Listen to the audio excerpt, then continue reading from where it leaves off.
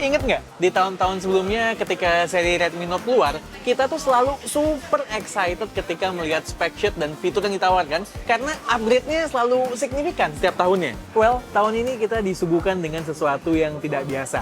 Upgrade pasti ada, namun ada yang sama maupun sedikit menurun. Tapi untungnya karena pesaing-pesaingnya di ranah mid-range pun masih mengeluarkan produk terbaru yang jump-nya nggak terlalu signifikan dibandingkan pendahulunya, jadi Redmi Note 11 Pro 5G ini masih menarik untuk dijadikan pilihan. Ya terlebih K2G kan fokusnya selalu mengenai user experience, bukan spek di atas kertas. So ya udah, kita langsung lihat aja apakah handphone ini bisa memberikan user experience yang menarik. Tapi sebelum mulai, jangan lupa klik tombol subscribe button di bawah dan juga like atau dislike di akhir video nanti supaya membantu channel kami bersaing di tengah algoritma YouTube yang makin kemari makin kompetitif.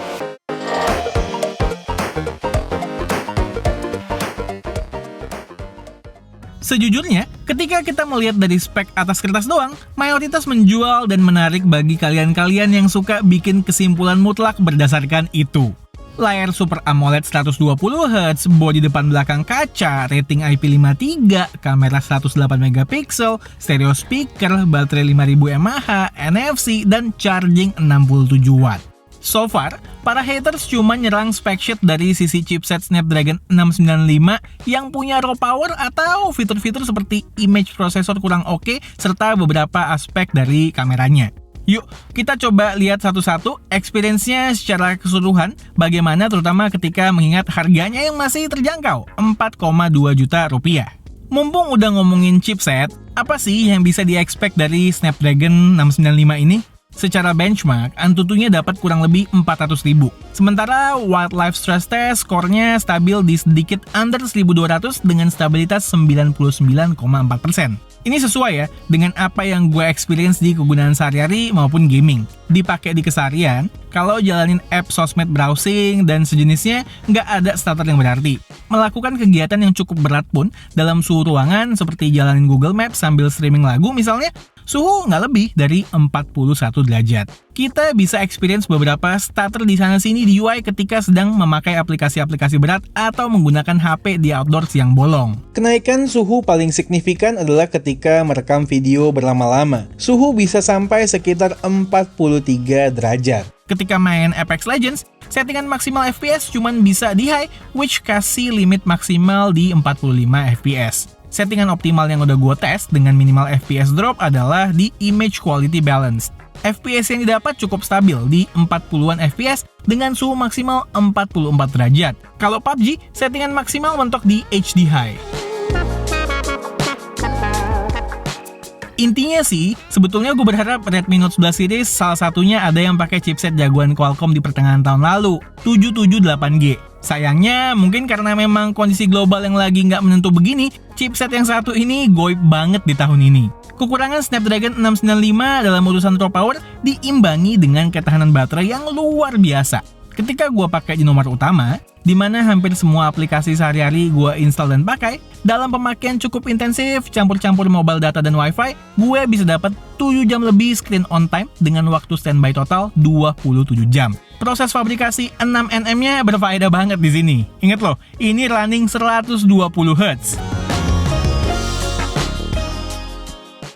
Wah, kali ini kita langsung ke jeroan nih. Sampai lupa ngomongin cangkangnya dulu. Desain. Soal desain ini pandangan gue rada bias nih. Sebetulnya bagus sih, cuman unit review K2G adalah yang warna Atlantic Blue. Intinya kalau kena cahaya jadi glowing, seolah kita lagi melihat ke permukaan laut. Gue yakin banyak yang suka, tapi mungkin kalau disuruh pilih, K2G akan pilih warna hitamnya yang punya look simple dan elegan. Seperti yang gue bilang tadi, belakangnya kaca, dikombinasikan dengan frame polikarbonat berwarna biru juga yang punya finishing matte. Modul kameranya ini kalau gue perhatikan, rada mirip ya dengan Redmi Note 9 series, cuman peletakannya bergeser ke kiri. Dengan desain back cover yang flat dan frame yang juga flat di semua sisinya, Xiaomi mengikuti tren smartphone serba ngotak nih, which kami suka banget. Di frame atas ada jack 3,5mm yang ditemani air blaster yang khas Xiaomi banget. Di atas dan di bawah smartphone juga tersedia stereo speaker dedicated nih. Gue suka banget arah Xiaomi memisahkan antara stereo speakernya dengan earpiece. Jadinya experience stereo speakernya lebih dapat aja. Untuk kualitas suaranya di range harga segini udah cukup oke.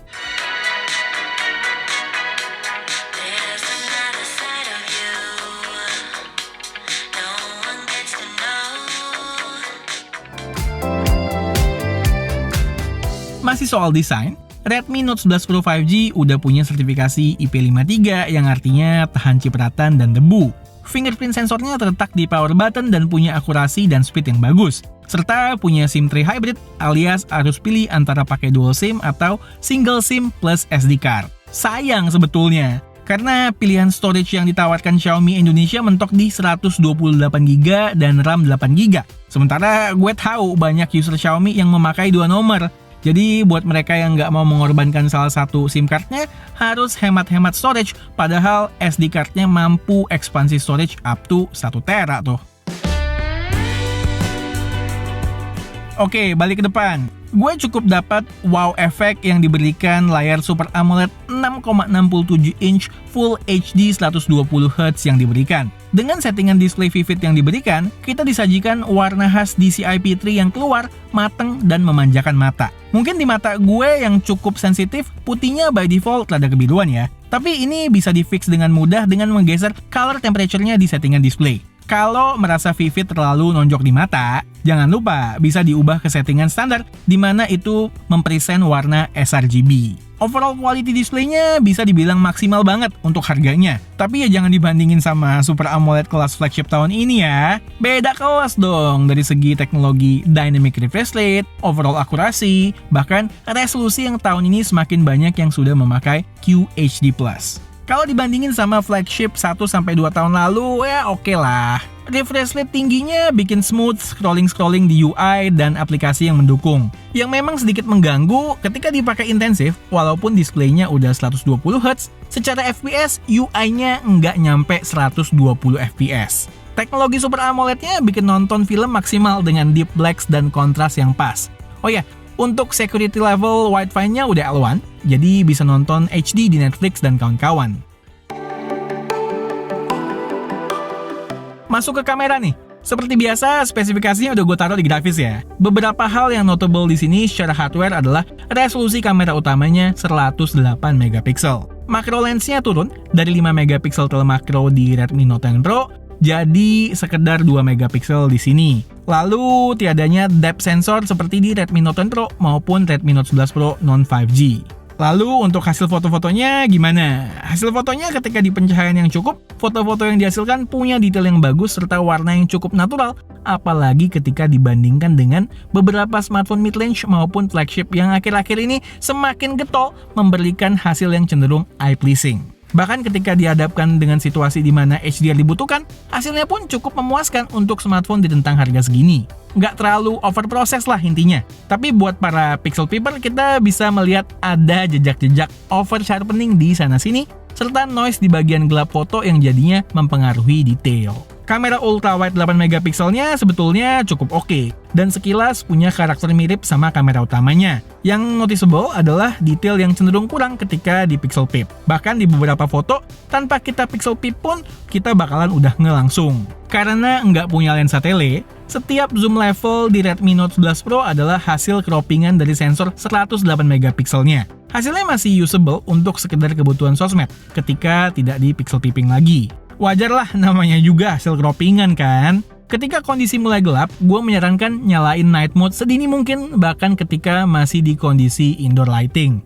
Detail akan lebih baik dan noise pun akan berkurang. Walaupun begitu, ketika udah mulai lebih gelap lagi, detail nggak akan meningkat signifikan dengan night mode. Perlu dicatat juga, lensa ultrawide-nya nggak bisa dipakai night mode nih. Jadi ketika gelap akan muncul noise yang cukup banyak.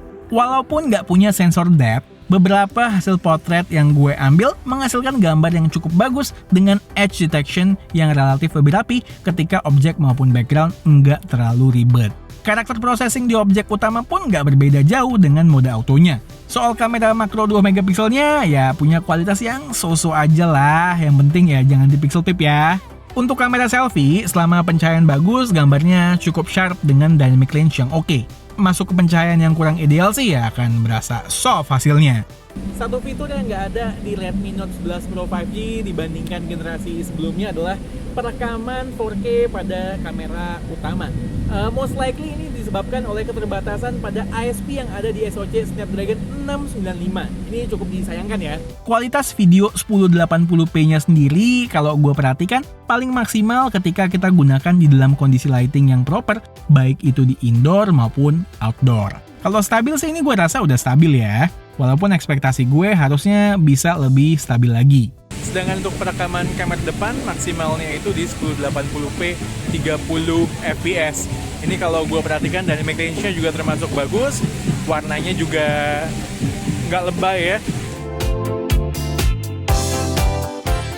Soal software, Redmi Note 11 Pro 5G datang dengan MIUI 13, namun yang cukup disayangkan masih berbasis Android 11. Untuk bug sendiri so far masih minimal. Cuman kalau gue boleh berharap, Xiaomi Indonesia lebih sering lagi dong update-nya, terutama untuk seri flagship maupun seri jagoannya. Sedikit tips nih, buat kalian yang belum terbiasa dengan skin MIUI yang bagi sebagian orang berasa terlalu rame. Gue ada beberapa hal yang selalu gue lakukan ketika memakai smartphone Xiaomi supaya bikin UI-nya lebih simpel. Yang pertama adalah mematikan notifikasi-notifikasi mengganggu dari App Store bawaan Xiaomi yaitu Get Apps. Caranya, hold icon Get Apps, App Info, lalu matikan seluruh notifikasinya. Kedua, ganti notification center-nya jadi lebih dekat dengan vanilla Android. Caranya, ke settingan Notification and Control Center, klik Control Center Style, dan ganti ke Old Version. Ketiga, ganti style recent apps-nya jadi horizontal. Caranya, hold home screen yang lama, klik tombol gearbox di kanan bawah, more, lalu cari Arrange Item in Recents, ubah ke horizontally. Terakhir, yang gue apresiasi dari Xiaomi Indonesia adalah keberanian mereka untuk mengcover garansi produk hingga 15 bulan untuk unit beserta baterainya. Ini langkah yang patut dicontoh oleh brand-brand lain. Apalagi, beberapa tahun terakhir soal garansi, Xiaomi bisa gue bilang lagi leading nih. Terutama soal betapa simpelnya klaim garansinya menurut teman-teman komunitas K2G yang cukup banyak terdiri dari user Xiaomi. Sekalian promo nih, ayo udah join belum grup Telegram K2G? Linknya ada di deskripsi tuh kalau kalian mau gabung. Oke, Redmi Note 11 Pro 5G. Menurut gue, dari semua Redmi Note 11 series yang keluar di tahun ini, jawarannya itu masih Redmi Note 11. Sedangkan untuk Redmi Note 11 Pro 5G, emang hal baiknya juga masih banyak. Tapi wow efeknya itu tidak sedahsyat generasi-generasi sebelumnya yang mampu memberikan value luar biasa hingga batas nalar. Sedikit banyak, ini sih emang kepentok sama chipset Snapdragon 695 yang diusungnya. Kita kan udah kebiasa ya kalau seri Redmi Note itu dikasih Snapdragon seri 7. Ya walau memang secara performance Snapdragon 695 di sini itu kelasnya masih di atas pendahulunya yaitu Snapdragon 732G. Ya bagaimanapun juga ujung-ujungnya duit, kembali ke harganya. Dengan harga kompetitif 4,2 juta, Redmi Note 11 Pro 5G ini patut kalian jadikan pertimbangan. Oke, sekian aja video dari gue kali ini. Gue Satish and this is K2G. Tunggu racun-racun kami yang berikutnya. Bye guys!